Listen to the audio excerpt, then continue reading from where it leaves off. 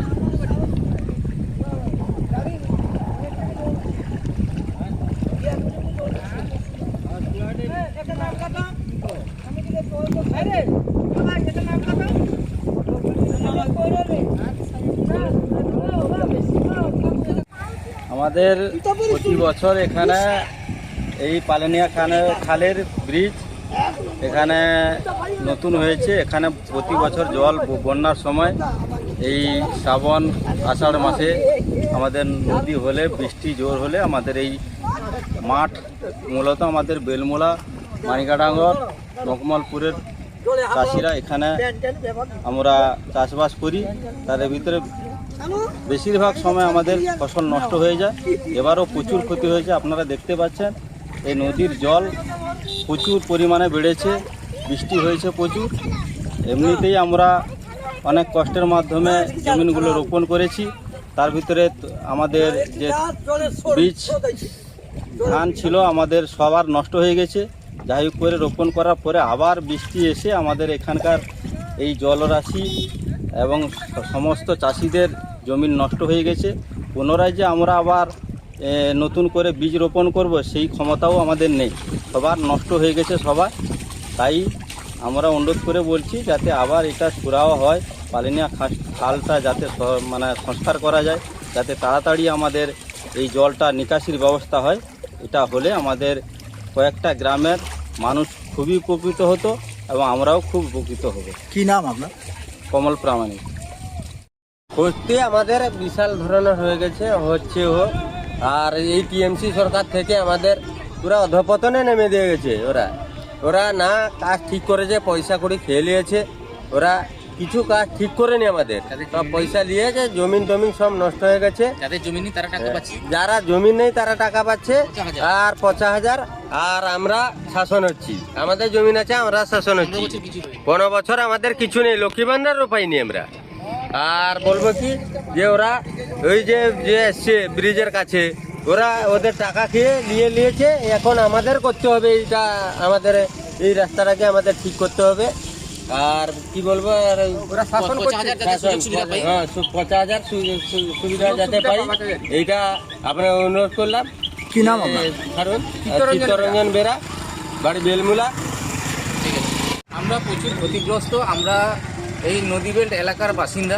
আমাদের এরকম প্রতি বছর যে আমাদের যে ক্ষতিগ্রস্ত হয়, আমাদের এই নদী বেল্টের যে মানুষজন আছে খুবই মানে দুঃখ কষ্ট যন্ত্রণার মধ্যে সংসার অতিবাহিত করে। কিন্তু আমি সরকারের কাছে অনুরোধ করব যাতে আমাদের এই নদী সাইটের এলাকার এলাকার মানুষদের যাতে সরকার যাতে আমাদের একটু লক্ষ্য নজর রাখে, সেই জন্য আমি সরকারের কাছে আমি আবেদন রাখবো। এবং আমাদের যে নদীর পাড়, আমি অনুরোধ করব প্রশাসনের লেভেল থেকে যদি এসে আমাদের নদী বেল্টে যে আমাদের নদীর পাড় যে ধস নামছে, যে সেই নদী পাড় যে ধস নামতে নামতে আমাদের কিছু একবারে বাড়ির কাছাকাছি চলে আসছে। যদি নদীর পাড়গুলো যদি না মেরামত করতে পারি তাহলে কিন্তু আমরা আমাদের ফ্যামিলি এবং সংসার বা ঘর বাড়ি আমাদের জলের তলায় ভেসে যেতে পারে। কি নাম আপনার? আমার নাম খোকন ভূঁইয়া, গ্রাম বেলমুলা।